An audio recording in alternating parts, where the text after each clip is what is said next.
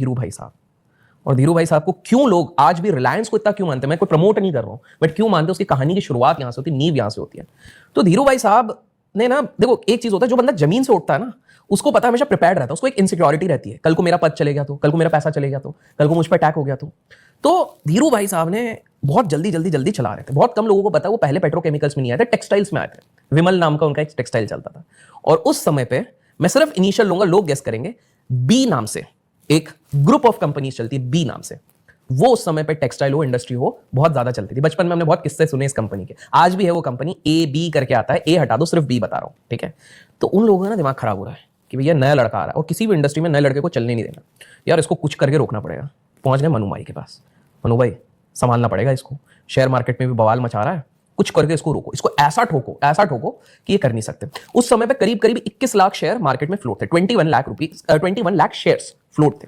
मतलब एक तरीके से समझो इतने ही शेयर मार्केट में घूम रहे। स्वाभाविक सी बात है, सबसे ज्यादा प्रमोटर के पास थे, बाकी पब्लिक में बटा हुआ है, ठीक है। क्या हो गया, जो बेयर गैंग था, बेयर मतलब जो हमेशा मार्केट को नीचे गिराना चाहता है, इन लोगों ने अपना पूरा प्लान बनाया 1-2 महीने में कि बॉस एक साथ प्रहार करेंगे और गिराएंगे। इनको ये नहीं पता कि धीरू भाई चीज को ये भनक लग चुकी है। तो इन्होंने डिसाइड करके मार्केट से गिरवी लेके 11 लाख शेयर बेचने की शुरुआत करी। अब देखो उस समय पर मार्केट काफी छोटा था, ज्यादा प्लेयर्स थे नहीं, तो पता कर लिया जा सकता था।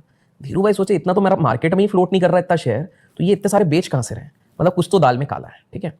तो धीरू भाई साहब ने बाद में कहीं, उनको बोलते हैं फ्रेंड्स ऑफ रिलायंस कहते हैं उस समय पे, इसकी भी बड़ी इंटरेस्टिंग स्टोरी है। फ्रेंड्स ऑफ रिलायंस से कहीं से कुछ फोन वोन लगे, बाहर से विदेश से राउट होके पैसे आने लग गए। इधर बेयर वाले बेचे जा रहे हैं रिलायंस के शेयर, पर ये परेशानी कि ये थोड़ा सा गिरने के बाद हमेशा संभल जा रहा है, फिर बेच रहे हैं, कोलकाता से लोग बेच रहे हैं, इधर से बेच रहे हैं, उधर से बेच रहे हैं।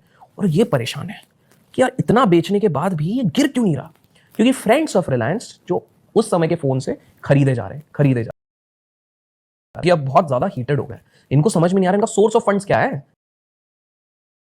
बता दूं उस समय पे क्या होता था कि आपके पास शेयर ना भी हो तो आप उसको बेच देते थे, लेकिन कुछ XYZ दिन बाद, जैसे 30-40 दिन बाद आपको डिलीवरी लेनी पड़ेगी।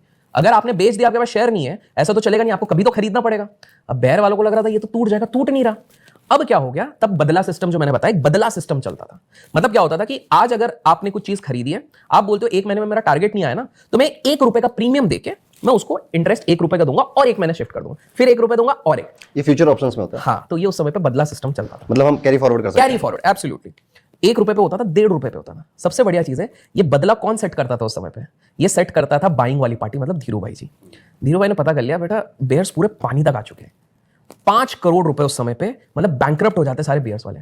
जब बदला की बारी है, इन्होंने लगाया उंदा बदला। इन्होंने क्या बोला, मेरी मर्जी है, मैं बैंकरप्ट हूं तो हूं, 1 रुपए मैंने दूंगा, 25 रुपए, एक शेयर के 25 रुपए दो अगर फॉरवर्ड करना है। बेयर्स वाले हिल गए, BSE 3 दिन बंद, ये लोग भोकाल में, इन्होंने सोचा शिफ्ट कर देंगे, एक जगह फंस जाएगा, ये तो फंस ही नहीं रहा, और ये पूरी तरह फंस गए। फाइनली हाथ पैर जोड़े, भाई हम काटने को तैयार है सौदे, लॉस उठाया, बैंकरप्ट नहीं हुए, लॉस उठाया। और धीरू भाई अंबानी ने तब अपना डंका गाड़ा कि रिलायंस इसलिए